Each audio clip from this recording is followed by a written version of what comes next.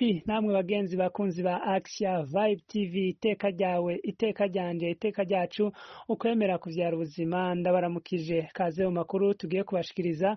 Uno munsi tukaza kugaruka kwijambo nyigisho abungere bo mu bihugu vy'akarere k'ibiyaga binini, Republika Iharanira Intwaro Rusangi ya Kongo, Uburundi hamwe n'u Rwanda bashikirije abakristu. Mu makuru y'inkino tukababwira ko iseminari nkuru yo mu Kiryama yatsinze mu nkino zose iseminari nkuru y'Ibujumbura. Abakardinali n'abepiskopi batumwe n'ishirahamwe ry'inama z'abepiskopi katolika zo muri Afrika yo hagati barakoranye kuwa 26 Ruhuma mwaka wa 2025 hariya i Dar es Salaam muri Tanzania kugira barabire hamwe uko amahoro n'umutekano vyifashe hano mu karere. Kuri uyu w'Imana igenekerezo rya 23 Ntwarante umwaka wa 2025 mu masengere yose no mu misa yose mu kibanza c'inyigisho hakaba hashikirijwe ijambo abakristu bo muri Republika Iharanira Intwaro Rusangi ya Kongo, Uburundi hamwe n'u Rwanda. Batangura berekana ko haheze imyaka irenga 30 hari ihungabana ry'amahoro mu karere bigatuma haba amabi n'ingaruka zitandukanye. Ati n'umubabaro mwinshi n'agahinda. Tuvyumvirize mwijwi rya Musenyeri Bonaventure Nahimana, umwepiskopi mukuru wa diocese nkuru ya Gitega, akaba arongoye n'inama y'abepiskopi katolika y'u Burundi. Haraciye imyaka irenga 30 akarere kacu gahanzwe bihungabanya amahoro ku ngero zisumbasumbana mu kibano no mu buyobozi bw'ibihugu gushika naho bivyara amatati aguma yisubiriza hagati y'amareta y'ibihugu vyacu. Akarere kacu karahakwa gusambuka rwose nk'ikirunga kirutse umuriro w'indwano zirandagata zikagenda zitema zitongora. Ayo mabi y'indwano afise ingaruka mbi ku miryango no ku bihugu vyacu, aho abahitanwa n'intambara baguma biyongera birenze urugero, kumwe n'ibitigiri vy'imfuvyi, abapfakazi n'abapfakare, abahungira hagati mu bihugu vyabo no mu mahanga. Twateye ivyatsi inkwezi z'ayo mabi yose, duhereye ku vyiyumviro n'inyigisho mbi zivyara zikayakomeza, zikongera zikayacira inzira.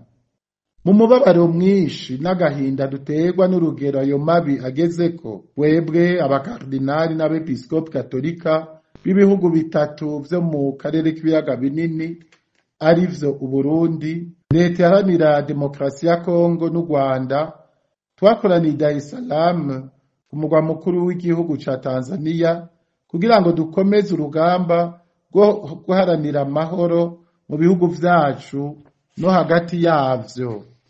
Turahimirije abarongoye amareta y'umuryango w'ibihugu vyo muri Afrika yo mu buseruko EAC n'umuryango uharanira iterambere ry'ibihugu vyo muri Afrika yo mu manuko SADC ko boshira mu ngiro ingingo zavuye mu nama yabahurije hamwe i Dar es Salaam, twakiranye ukwemera n'umwizero abagenywe ngo bakurikiranire hagufi ishigwa mu ngiro y'umugambi w'amahoro unywanisha ingingo zafatiwe mu manama yabereye i Nairobi n'i Rwanda. Turiyemeje kubaba hafi mu gutanga intererano yacu muri ico gikorwa cyo kurondera amahoro narirya gisanzwe kiri mu butumwa bwacu bwo kumenyesha inkuru nziza. Twifuza ko mu bihugu vyacu inkota zahora zisasika inganda zocugwamwo ibikoresho biteza imbere akarere kacu. Rabayiza ikabone ca kabiri akarongo ka kane. Abo bakardinale n'abepiskopi babandanya bashigikira igikorwa inama y'abepiskopi katolika bo muri Kongo kumwe n'urunani rw'amashengero bariko bararangura, bakerekeza ijambo ku bihugu ku mashirahamwe mpuzamakungu, babasubiriramwo ijambo umuvyeyi wacu Papa Francisco yavumereye igihe yari mu rugendo rw'ubutumwa i Kinshasa muri Nzero na Ruhuma mwaka wa 2023. Ati ndugure twamugina, nimureke gusahura Kongo, nimureke gusahura Afrika. Barangiza biyamiriza ivyiyumviro n'inyigisho bisasira indava ubwicanyi, bagasaba imigwi yitwaje ibigwanisho ko bovavanura n'iyo ngendo igayitse, bagasaba amareta gushira imbere ukwicara hamwe nabo batavuga rumwe, bakaganira ivy'uburongozi vy'ibihugu vyabo ku neza ya bose. Abungere b'Eklezia Katolika bo mu Burundi bakaba baciye basora itangazo aho basaba gukurikiza izi mpanuro zine zo gufasha gushira mu ngiro ivyo abagize inama z'abepiskopi zo muri Afrika yo hagati bashikirije ababa mu karere k'ibiyaga binini. Izo mpanuro n'ubu tukaba tuzikesha Musenyeri Bonaventure Nahimana, umwungere mukuru wa Diyoseze nkuru ya Gitega, akaba ari nawe arongoye inama y'Episkopi Katolika i Burundi. Ijambo ry'umukuru w'inama y'Episkopi Katolika b'i Burundi riherekeza ijambo y'abepiskopi bagize ishirahamwe ry'inama z'abepiskopi zo muri Afrika yo hagati bashikirije ababa mu karere k'ibiyaga binini. Bakristo dusangiye ukwemera, eka namwe mwese Imana ikunda mukayikundira. Murumvise ijambo y'episkopi b'aka karere badushikirije ku bijanye n'umutekano muke urangwa mu karere k'ubuseruko bwa Repubulika Iharanira Demokarasi ya Kongo, batwibutsa ko amahoro ari ryo tunga tubwirizwa guharanira no kubungabunga muri ibi bihugu vyacu vy'ibiyaga binini. Twebwe abungere banyu ngaha mu Burundi turabasavye ko mwokurikiza izi mpanuro zine tubashikirije zodufasha kurishira mu ngiro. Ubwa mbere, kwiyamiriza ivyiyumviro, inyigisho n'ibikorwa bitegura kandi bikakwega ubwicanyi n'intambara muri aka karere kacu. Ubwa kabiri, gushira imbere ibiganiro hagati y'abantu n'abandi, mu migambwe no mu mashirahamwe, mu gihugu no hagati y'ibihugu vy'aka karere kacu. Ibiganiro bishikana ku mwumvikano, ku kubana neza no ku mahoro arama. Bwa gatatu, kwama dusaba amahoro muri kano karere kacu mu bisabisho bitandukanye. Hejuru y'ivyo turashinze igisabisho c'imisi 3 ku matariki akurikira. Ku munsi wa kane igenekerezo rya 27 Ntwarante 2025, isakramento ryeranda niryirirwe kwa altari nyeranda mu masengero yose. Umukristo wese n'imigwi itandukanye barondera umwanya ukwiye wo kuza kurishengerera basaba amahoro n'ubutungane.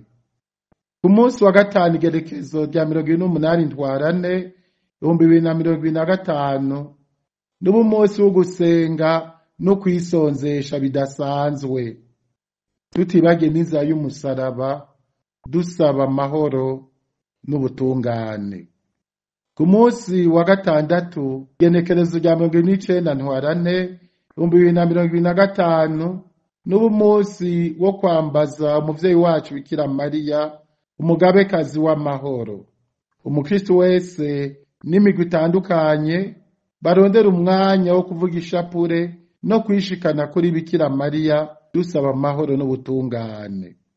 Bwa kane, gutegura neza indwi y'urukundo ngo dushobore gutangana akanyamuneza, turonke ivyo dufashisha abakene bacu, tutibagiye n'impunzi zahungiye mu gihugu cacu.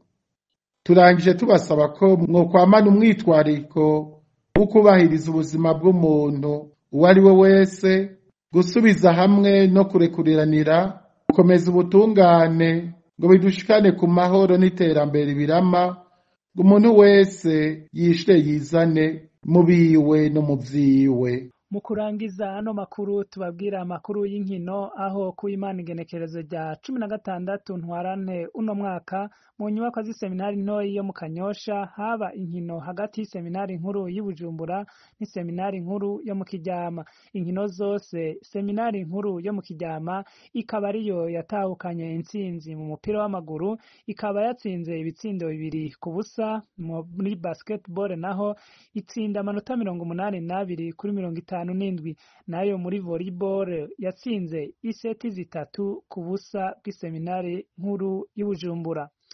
Chuti namwe bagenzi bakunzi ba Action Vibe TV, naho haciye hagarukira amakuru nariko ndabashikiriza. Tukazobandanya tubaha iteka, mutibagira gusonda kuri sabone, kuri jeme, kugira amakomantere no gusangiza ano makuru abandi. Olivier Ntwari nabashikirije, tukazosubira mu makuru yacu yo hanyuma. Giriteka.